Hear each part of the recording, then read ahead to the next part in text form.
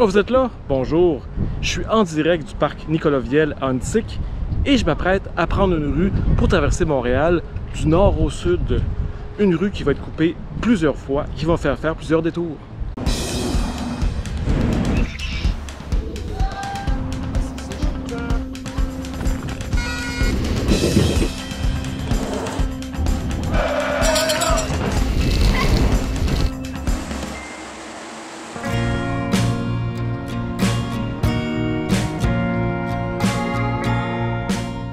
Donc, point de départ, le parc Nicolas-Viel, qui est juste à côté de la rivière de Ripéry, sur le boulevard Gouin, tout au nord de Montréal.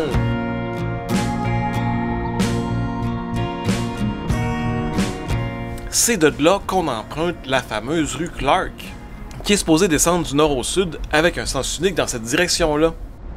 Malheureusement, j'avais pas fait 200 mètres et le sens unique change déjà de sens. Bon, je veux pas quitter la rue Clark, alors je descends de mon vélo. Ça va être une marche d'à peu près 150 mètres, donc c'est pas si pire.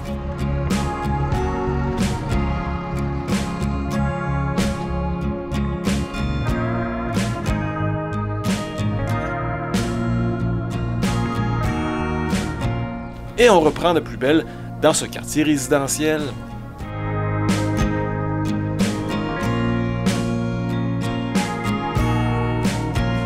J'avais pas encore fait 1 kilomètre quand j'arrive dans un cul-de-sac.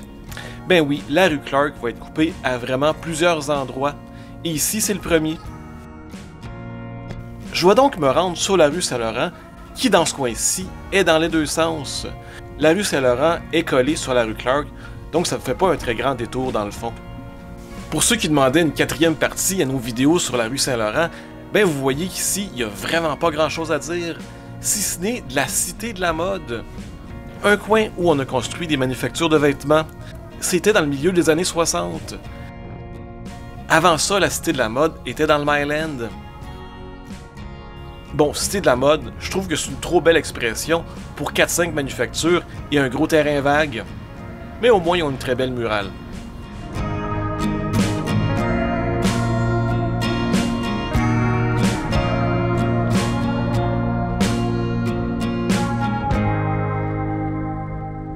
La rue Clark reprend juste après cette fameuse cité, et on est toujours dans Antique. Et c'est toujours très résidentiel dans ce coin-là.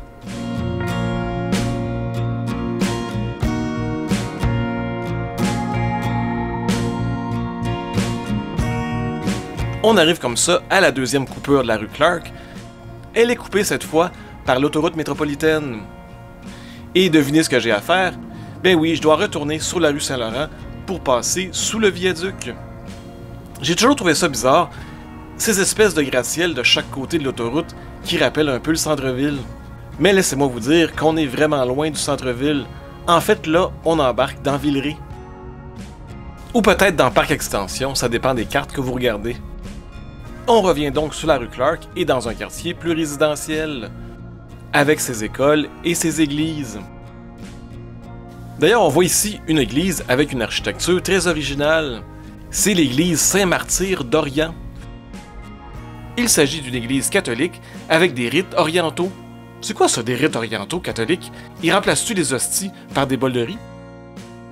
Donc cette église constitue la 3e coupure de la rue Clark et je dois encore prendre la rue Saint-Laurent. Et Saint-Laurent est de plus en plus achalandé par les chars, donc c'est pas très agréable d'y circuler à vélo.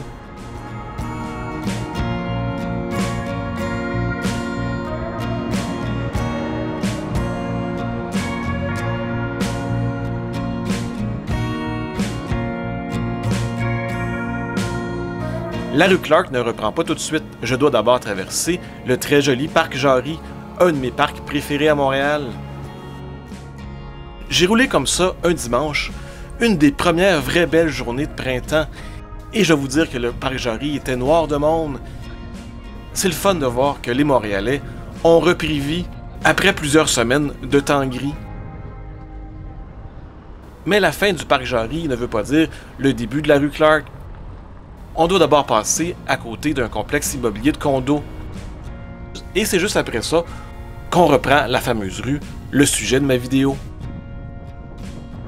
Vous retournerez au début de la vidéo pour compter le nombre de cônes oranges que je croise sur ce chemin. Et celui qui aura le compte le plus semblable au mien dans les commentaires aura une belle surprise.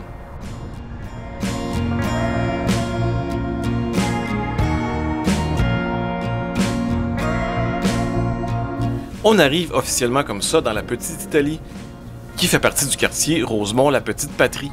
Et on fait un petit coucou à mon amie Julie.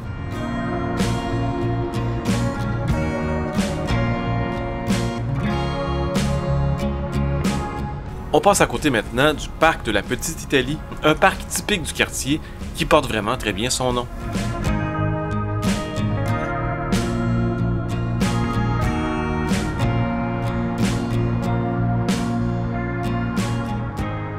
On continue notre chemin vers le sud et on va passer de l'arrondissement Rosemont, la Petite Patrie, à celui du plateau Mont-Royal. Mais d'abord, il faut passer sous le chemin de fer, dans un viaduc. Et c'est ici qu'on a le bout le plus bizarre de la rue Clark.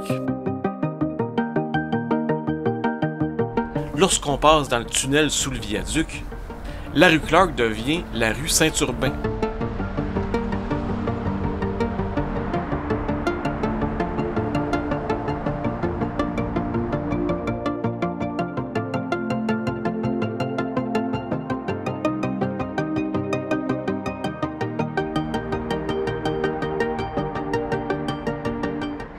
Mais la rue Clark n'a pas changé de nom pour autant. Elle existe toujours et elle descend toujours vers le sud. C'est juste que là, comme vous voyez, il faut retourner un petit peu dans l'est pour pouvoir la reprendre. C'est assez bizarre et je sais pas trop pourquoi c'est fait comme ça. Si vous le savez, écrivez-moi-le dans les commentaires.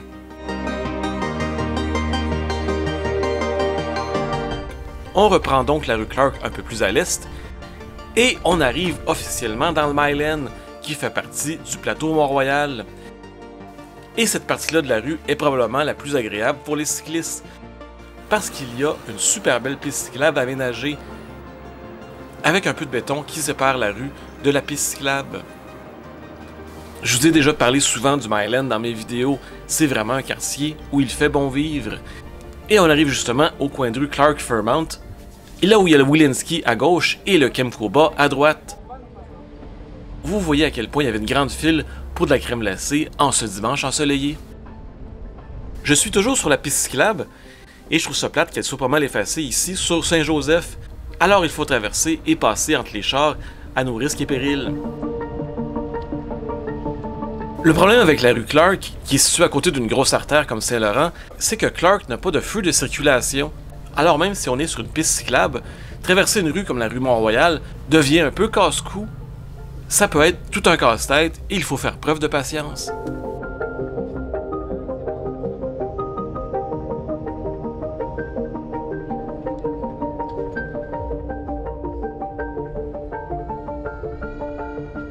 Vous avez remarqué que la rue Clark ici est un sens unique du sud au nord, donc je suis vraiment contre le trafic en ce moment. Mais je suis pas illégal, comme vous pouvez le voir par terre, la piste cyclable me permet de faire du contresens.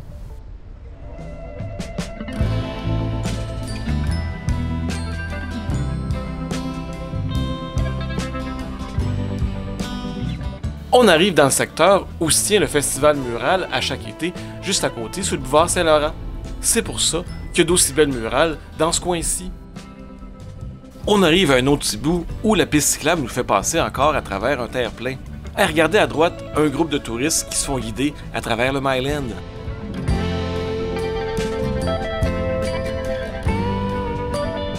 Cette murale-là, à gauche, me fait beaucoup penser à une murale plus vieille qu'il y avait pas loin du métro Rosemont. Ça doit être le même artiste. Si vous le savez, écrivez-le dans les commentaires.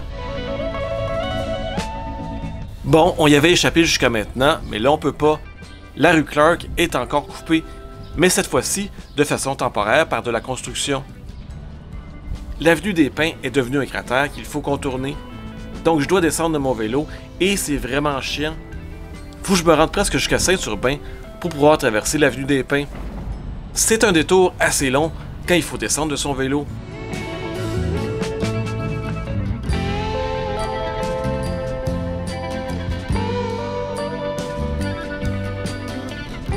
Bon, enfin revenu en selle, je quitte lentement le plateau Mont-Royal pour me diriger vers le centre-ville. Et j'arrive à la rue Sherbrooke, Une autre rue où un feu de circulation aurait été bien pratique. Mais disons que maintenant, je ne suis plus sur une piste cyclable, alors j'endure.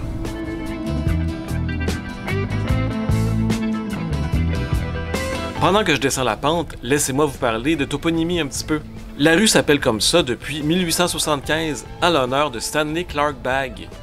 Bon, lui, c'était tout un phénomène. D'abord, disons-le, c'est un parvenu.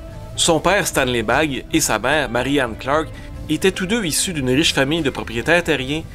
Et lorsque les deux moururent, Stanley Clark Bagg devint le plus grand propriétaire terrien de toute l'île de Montréal, après les frères Sulpiciens.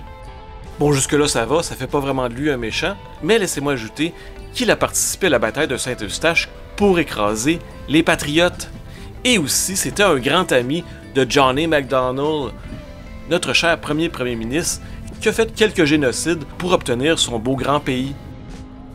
On arrive maintenant à la place des festivals et la toute nouvelle Esplanade Tranquille, qui est là depuis moins de 2 ans. Le nom de la place vient de Henri Tranquille, qui était propriétaire de la librairie du même nom et qui était situé exactement à cet endroit-là. L'hiver, on y installe une belle patinoire. Pendant l'été, on peut y faire toutes sortes de trucs. J'ai vu souvent des jeux d'échecs géants comme ça à l'extérieur, mais c'est la première fois que je voyais un jeu géant de Scrabble. On arrive au coin Sainte-Catherine-Clark et je dois faire ce petit bout-là à pied. Vous voyez au fond le central, qui était le sujet de ma dernière vidéo que personne n'a regardé. Pour me rendre jusqu'au boulevard René-Lévesque, je dois le faire à pied parce que je suis dans un sens unique. Et on arrive comme ça en vue de l'édifice Jean-Lesage, qui a été construit en 1962. Aujourd'hui, il abrite les bureaux d'Hydro-Québec à Montréal. Ah, le boulevard René-Lévesque, une autre rue où on aurait eu besoin d'un feu de circulation et que je traverse à mes risques et périls.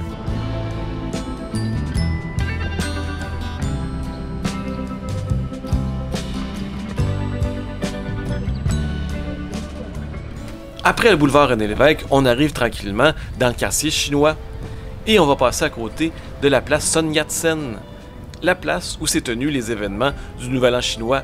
Vous irez voir la vidéo que j'ai faite à ce sujet-là.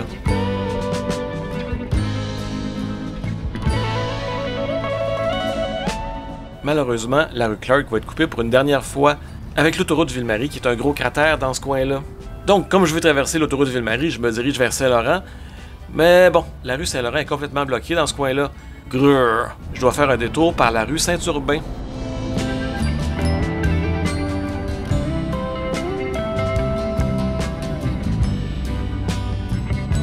Et j'arrive comme ça à la rue Saint-Antoine, là où se termine notre périple sur la rue Clark. Voilà, c'est ici que se termine la rue Clark. Je suis devant l'édifice de la presse et derrière moi, la petite ruelle Clark, en fait, le petit bout qui va par-delà l'autoroute Ville-Marie. Alors, j'espère que vous avez aimé ce beau voyage. Si oui, un petit pouce en l'air en bas de la vidéo comme d'habitude. Abonnez-vous si ce n'est pas encore déjà fait. N'oubliez pas mon Patreon. Et là-dessus, on se dit à très bientôt.